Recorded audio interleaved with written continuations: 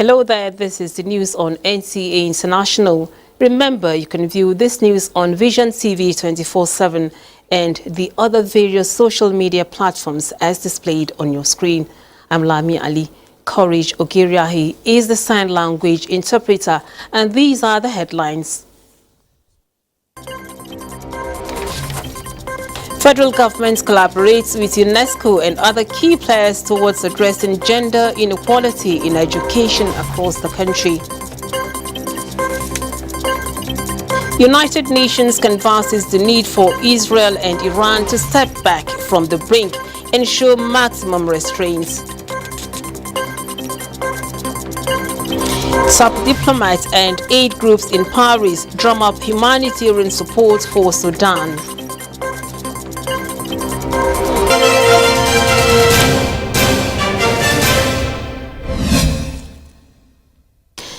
President Bola Tinubu is back in Abuja, the nation's capital, after a week-long Eid al-Fitr break in Lagos.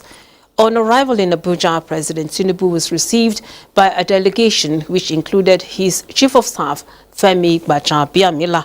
During his stay in his home state, the president received several dignitaries on Salah homage, including state governors and members of the National Assembly. The federal government is intensifying collaboration with UNESCO and other key players towards addressing gender inequality in education across the country. Minister of State for Education, Yusuf Tanko Sununu, stated this as the opening of a 5-day capacity building workshop for gender desk officers and others from 6 selected states and the Federal Ministry of Education holding in Suleja, Niger State. Chukununso Mwaboize reports. The training, which is put together by the Federal Ministry of Education in collaboration with UNESCO's International Institute for Educational Planning, IIEP, and Gender at the Center Initiative, GCI, is to build the capacity of gender desk officers and other relevant officers drawn from 6 selected states of Abia, Bauchi, Delta, Kebbi, Kogi, and Ogun for an improved gender equality in education at state level. As we all know here in Nigeria, once you mention gender, it comes with a lot of means and interpretations. So it's something that you have to know how to handle. And in handling that, you need the knowledge. And the knowledge must have to be acquired. Because we all realize that the only way we can do is to see how can we improve inclusive education.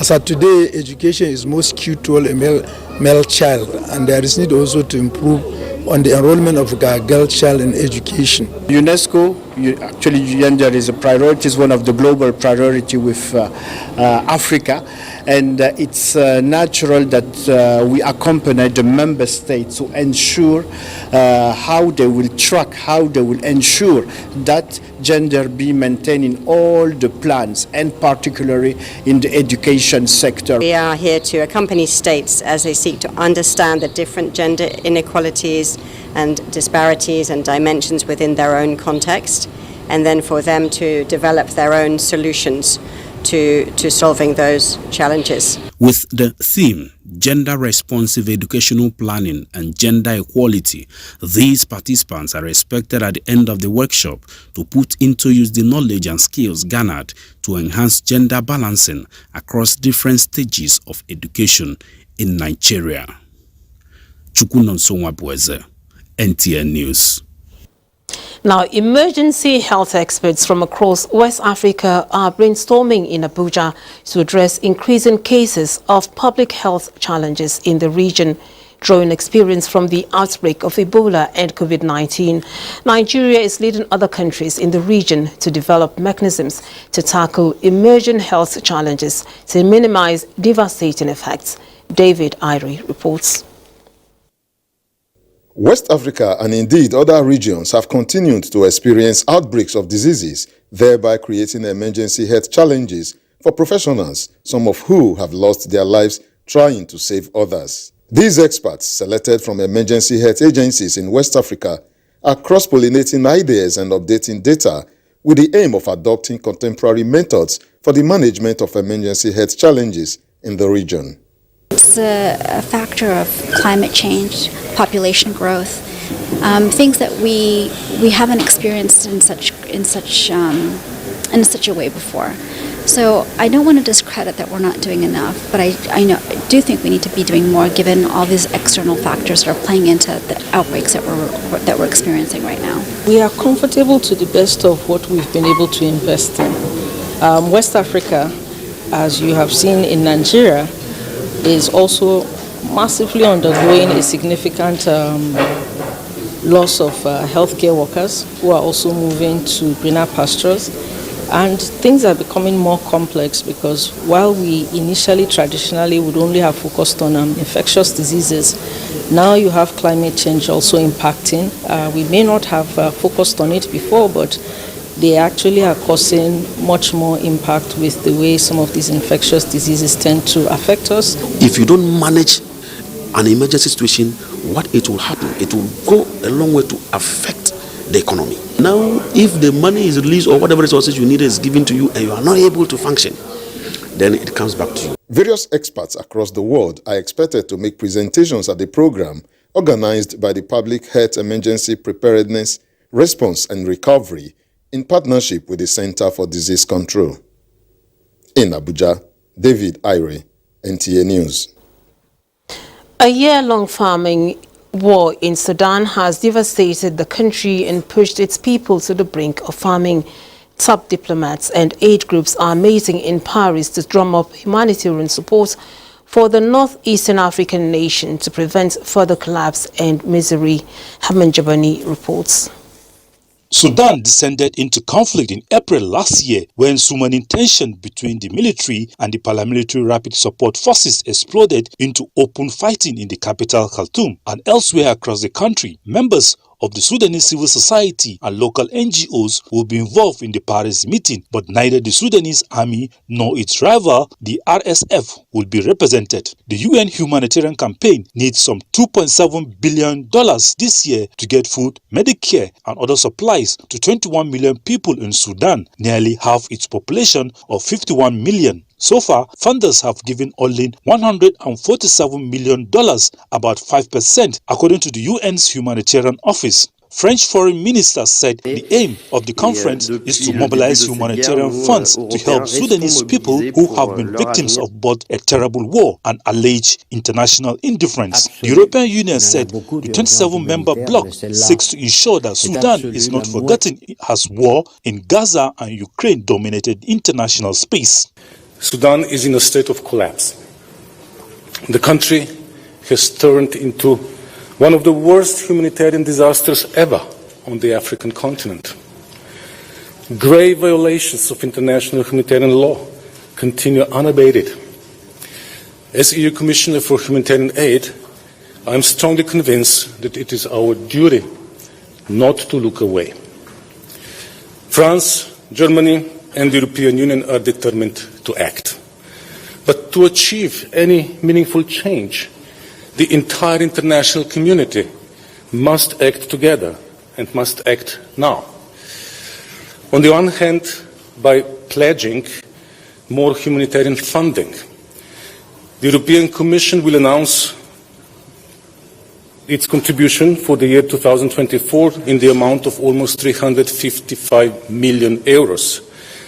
In order to reaffirm our support for the Sudanese, because we remain committed to playing our part in what should be a global, shared responsibility. The United States and Saudi Arabia initially laid effort to find a negotiating way out of the conflict, but the effort did not succeed. And since October, the fighting has been overshadowed by the Israel-Hamas war in Gaza, which is threatening to expand to a broader regional conflict. The conflict has been marked, including killing, displacement, and rape, particularly in the area of the capital and western region of Darfur. Statistics by United Nations reveals that nearly 9 million people have been forced to flee their homes, either to safer areas inside Sudan or to neighboring countries. Haman Jabani, NTA News. United Nations Secretary General Antonio Guterres has stressed the need for Israel and Iran to step back from the brink and show maximum restraint. During an emergency meeting of the United Nations Security Council on Sunday, the UN Secretary General said it's time to step back from the brink, adding that it's vital to avoid any action that could lead to major military confrontations on multiple fronts in the Middle East.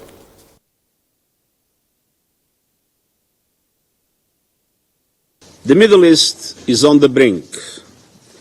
The people of the region are confronting a real danger of a devastating full-scale conflict. Now is the time to defuse and de-escalate. Now is the time for maximum restraint. According to the latest reports, Iran launched hundreds of drones and missiles from its territory towards Israel, with most intercepted. Several missiles reportedly struck within Israeli territory, one of which damaged an Israeli military facility in the south of the country, and overall, a few civilians were injured. Civilians are already bearing the brunt and paying the highest price. And we have a shared responsibility to actively engage all parties concerned to prevent further escalation. We have a shared responsibility to work for peace. Regional and indeed global peace and security are being undermined by the hour. Neither the region nor the world can afford more war. Thank you. On Saturday, Iran launched a barrage of drones and missiles towards Israel, which it said was retaliation for an alleged Israeli strike on its consulate in Damascus earlier this month, which killed a number of Iranian military commanders. Reports say Israel, which has not claimed responsibility for the earlier Syrian strike, reported more than 300 incoming projectiles on Saturday and said 99% were intercepted.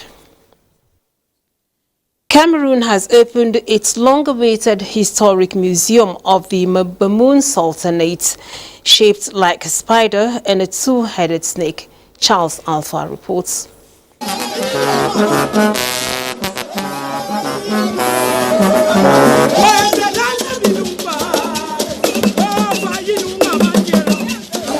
Performers in colorful traditional costumes graced the occasion, singing and dancing near the museum's entrance. The royal family also attended the event, which local media described as a significant moment of Bamoun people.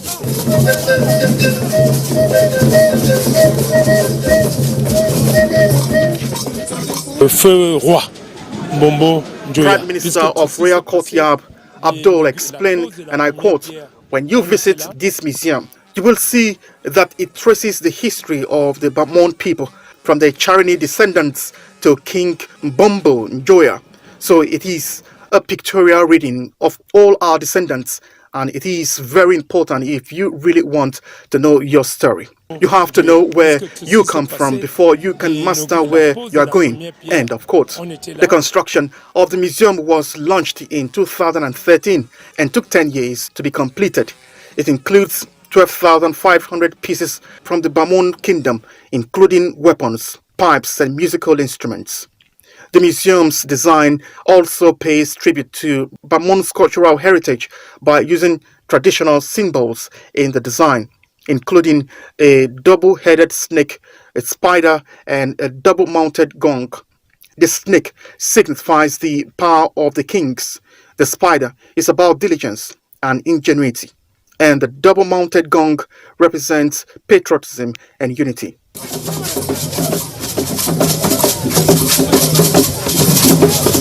Located in northwest Cameroon, the kingdom of Bamoun can be traced back to 1394 and is one of the oldest in sub-Saharan Africa.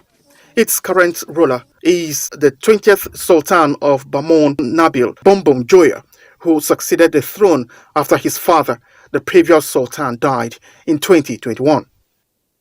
Charles Alpha, NTA News.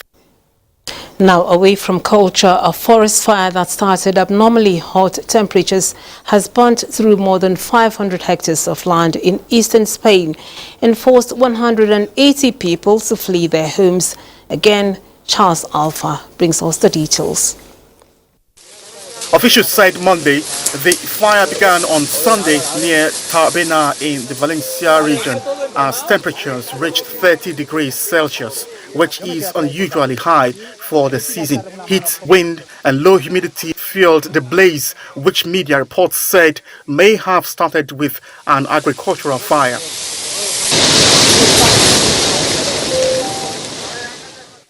The region's emergency services wrote on X, the former Twitter, that the fire is still active after a complicated night for firefighters, saying the blaze had destroyed more hectares of land.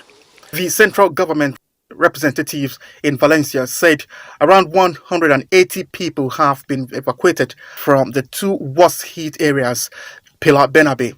8 air units battled the blaze alongside firefighters and troops from the UME military emergency unit, which is called in to help with larger fires.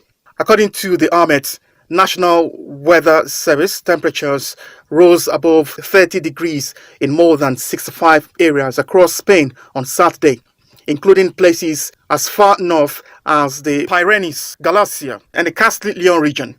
Tabena is about 20 kilometers, that is 12 miles from the coast, near the coastal resort of Benidorm. According to the European Forest Fire Information System, in 2022, some 500 wildfires destroyed more than 300,000 hectares of land in Spain, a record in Europe. Charles Alpha, NTA News. You're watching the news on NTA International. Let's now take a break. The news continues in a moment. Just stay tuned. We will work diligently to make sure every Nigerian feels the impact of their government, the economic aspirations, and the material well-being of the poor, the most vulnerable, and the working people shall not be neglected. It is in this spirit that we are going to implement a new national living wage for our industrious workers this new year. It is not only good economics to do this, it's also a morally and politically correct thing to do.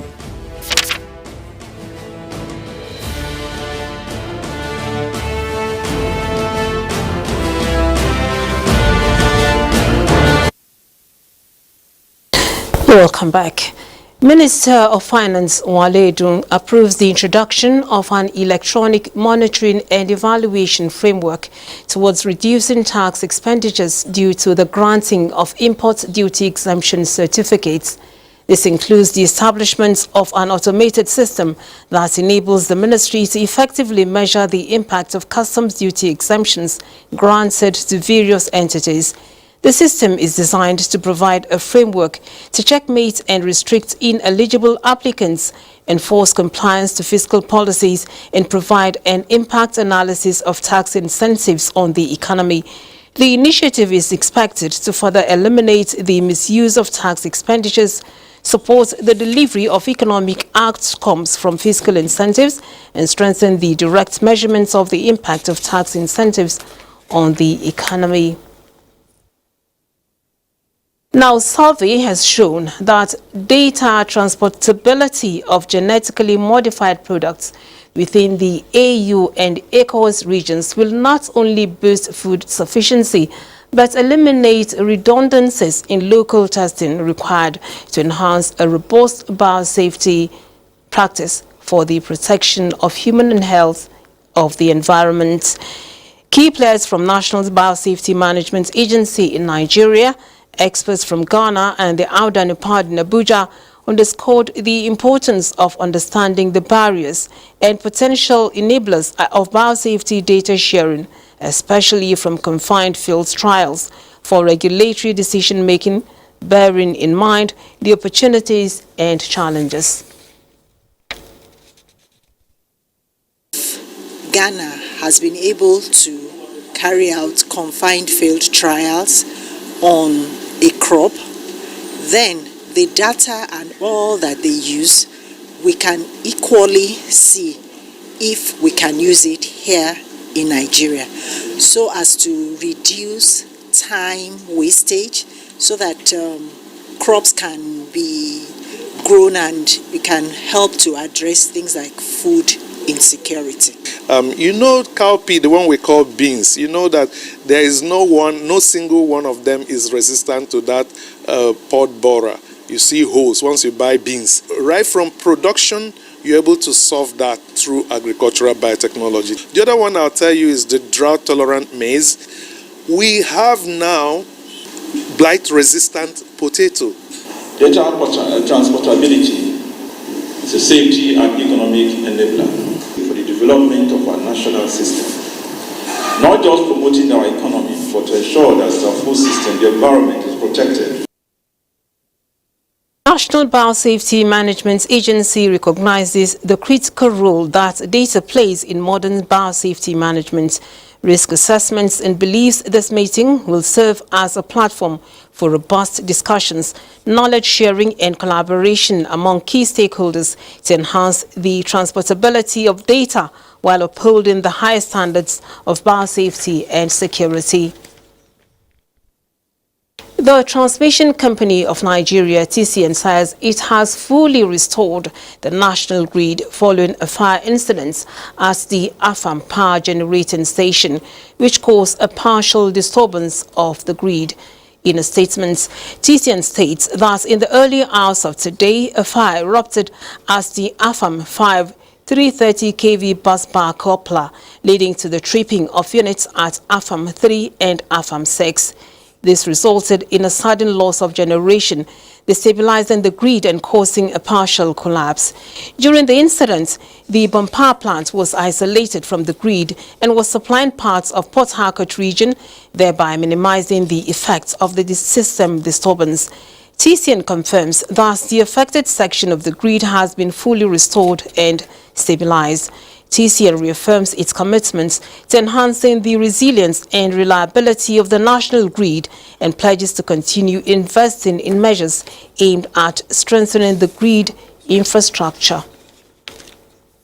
Now, the All Progressives Congress, APC, in the Southwest Zone will continue to work with states and other stakeholders to ensure that the APC remains the party of choice. Governor Babajide Sanwo-Olu stated this after a meeting of APC National Executive members from the Southwest in Lagos. Joy Ken Agbapoya has the details. The meeting, attended by APC National Executive Council members, zonal officers and state chairmen from the Southwest, is the first since the appointment of Governor Babajide Sanwo-Olu as the party's Southwest coordinator. Governor Sanwo-Olu says the essence is to deliberate and come up with far-reaching decisions that would reposition and strengthen the APC. Other things will follow. We'll begin to do a lot of work behind the scene and engaging, issues that we have in some of our states, and try to bring all of us together, begin to look at areas where we can indeed intervene as a zone, especially with critical stakeholders. And just to generally put APC as the biggest party in Africa, the biggest party in the country, to continue to remain the biggest party in Southwest. In a communique presented at the end of the meeting, the Southwest executives resolved, among other initiatives, to prioritize empowerment and engagements with students, youths, women, and persons with disabilities. After discussing the challenges facing the party in the zone,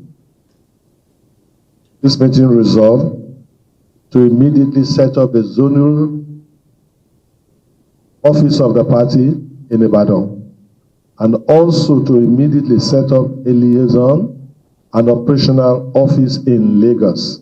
The party executives, who also reserved to harmonize all states in the Southwest and reconcile all feuding parties, say a Southwest Assembly of the All Progressives Congress will be convened in June this year.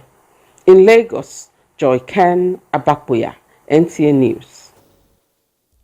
For Nigeria to achieve the minimum standard for safe schools across the Federation, priority must be placed on provision of safe school infrastructure and adequate financing. These among other issues were the focal points as stakeholders in the education sector commemorate 10 years of Chibok schoolgirls' abduction. Olenka Ojo reports that this is at the instance of the United Nations Children's Fund, UNICEF, in Abuja. 10 years ago, 276 students were adopted from Government Girls Secondary School, Chibok in Borno State. And through the combined efforts of government and other individuals, a total of 184 have so far been released, while Nigerians are still hoping for the safe return of the remaining 92. The civil society group Enough is Enough estimates that 1,952 primary and secondary school children, girls and boys, have been taken from at least 38 schools in 17 states. With the adoption of students becoming a recurring decimal, safeguarding the future of children has become urgent. And this is the focus of this conversation. There is a lack of investment in infrastructure measures to make sure that schools are safe. So making sure there's a lockable fence, there's a gate, there's access control in the school, and also on emergency preparedness. Key players are therefore making a case for strong political will and proper implementation of safe school standards. If you look at the plan closely, we have the funding gap is expected to come from states and the local government. So it's a commitment trying to address the issues of attacks on education on a more holistic and a sustainable basis. Citizens will be conscious enough to know when to give you alert. And that is why we are saying that even our security premises will be more friendly. Let us transform our policies into action, our strategies into solutions, and our goodwill into tangible outcomes. According to them, together, Nigeria can fight the cankerworm and restore trust between educational institutions and the community they serve, thereby ensuring schools become sanctuaries for learning and growth, as it was in the beginning. Olainka Ojo, NTA News. Let's now see how Tuesday's weather will fare.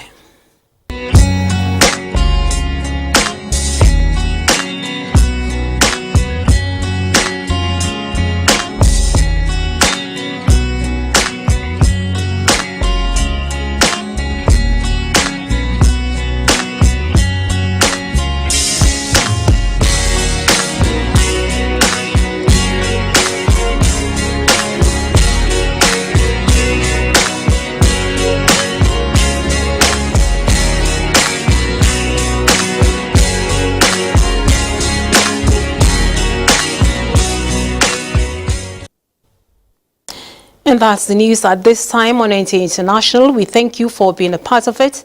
Courage Ogeria, he has been the sign language interpreter, and I am Lami Ali. Do have a good evening.